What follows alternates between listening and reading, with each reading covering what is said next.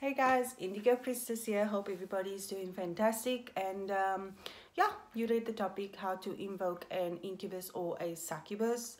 The video that I had before, the sound was really bad. And I kept getting questions and emails on the instructions, and people were just not doing things correctly. So I'm gonna do this really slow. Okay, I have added extra things to this particular working, and the difference between this one and the other one is that this one is not for beginners. Okay, so if you are new to the occult world, don't think that you can just take the instructions down and do this working, because if you don't know what you're doing, you're going to fall into some real problems. Okay, so how to invoke an incubus and a succubus.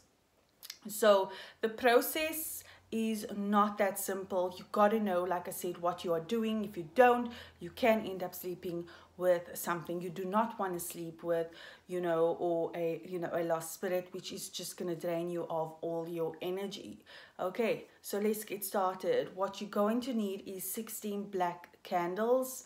All right, you're going to need the sigil of the incubus or the succubus that you're going to be invoking. You can get this from the Santeria.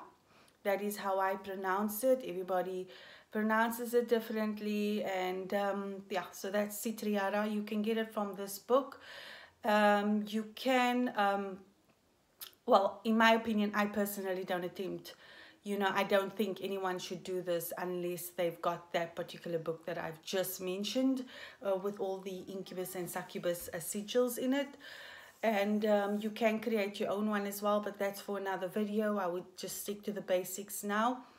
All right, once you have done this, you need one yellow candle, you need a parchment paper and a pencil, black pencils, if you have it in your state, your country. Okay, so once you have gotten all your supplies that you need, all right, you're going to draw a big clepothic star in the center of your room. So if you have a big enough space, or if you have a black carpet, get some chalk, make sure you can draw a huge clepothic star in nobody. Just make sure you can fit inside and that there's enough space to fit everything else inside the clepothic star. Once you have done that, you have chosen your succubus and you have the sigil, okay, from the Santeria book, you are then going to place it in the middle of the star. All right, you're going to invoke the incubus or the succubus that you wish to call on. Once you have done this and you feel the energy of this particular entity, the entity that you are going to invoke, you feel this entity is in the room, you are then going to write down your desires that you would like once you are having, the relationship that you, once you're having the relationship that you desire to have with the entity, make sure that it is something that you would want out of any woman.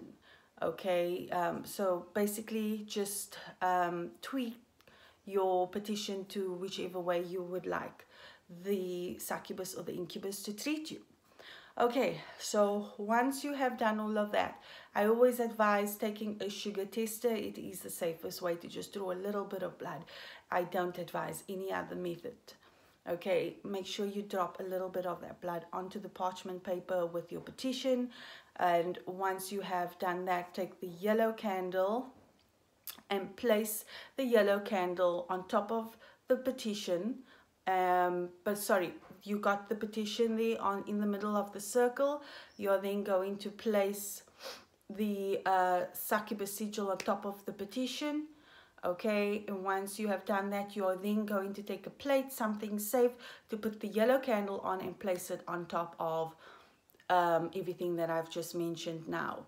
You're then going to take the black candles, place it around the clepothic star, light them all up, and continue to invoke that particular entity. You can, my apologies, you can read the petition over, And then once you have done this, keep the room that you have done your working in dark for the next 3 days. So if you did it today, keep it dark tomorrow, keep it dark the day after that. Okay, so this working is only needed once, and once you have done what you've completed the working, you can then just discard everything. I always say just discard it because of the type of working that it is. I would say throw it away and see what happens afterwards. And as I said before, this is not for beginners. This is for experienced occultists or experienced witches and shamans. So guys, I hope you guys enjoyed that short video. Like and subscribe, and stay tuned for more informative information. Bye.